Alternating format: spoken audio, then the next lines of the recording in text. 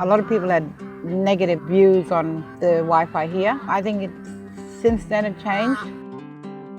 My name is Julia Campbell. I work at the Community Resource Centre.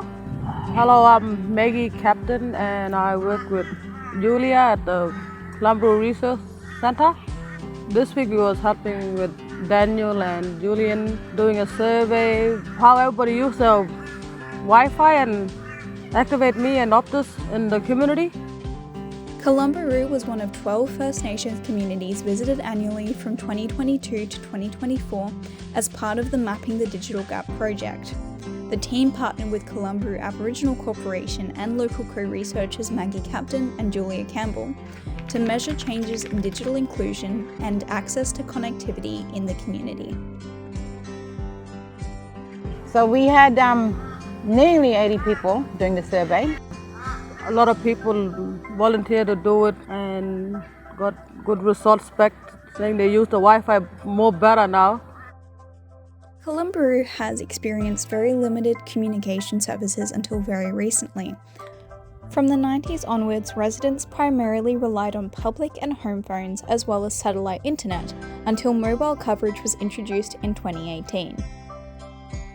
The Kalumburu Wi-Fi mesh network was installed in November 2021 and is a service designed to deliver in-house Wi-Fi and home phone services to every resident in Kalumburu.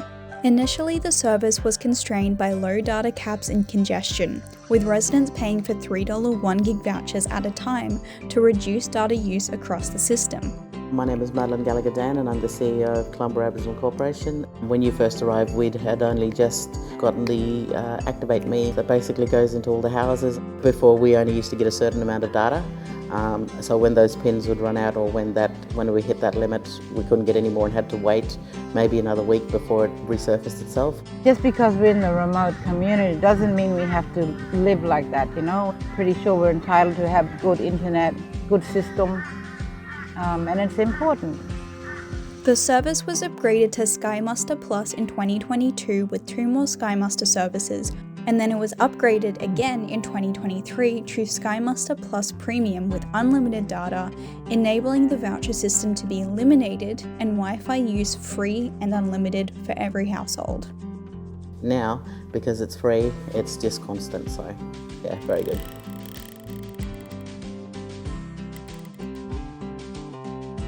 Now every house in Kalumburu, every business and that has a Wi-Fi system, so you know everyone's more connected now. They can get out to the outside world, online shopping, research. Just made it a whole lot easier, especially banking and Centrelink and MyGov. You know, it's the first time ever, and like I said, because we're so remote and we always get forgotten, for things like this. This is the first time it's been tried in the community, and it's a game changer for all of us. Interview people, they saying it's working great and everything. Yeah, much better I think than before. Enjoy doing it? Yeah, I enjoyed the company and laugh and everything.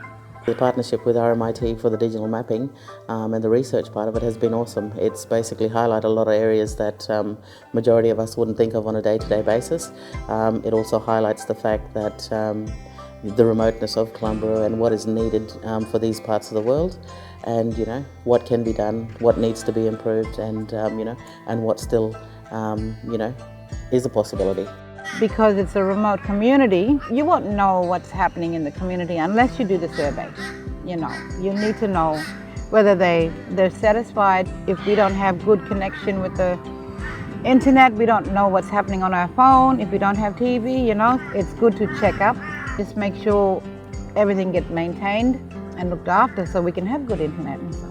No, it's been really good, and it's been, like I said, helpful, resourceful, and pretty much everything RMIT and you guys have ticked the box on a lot of stuff. So yeah, very happy.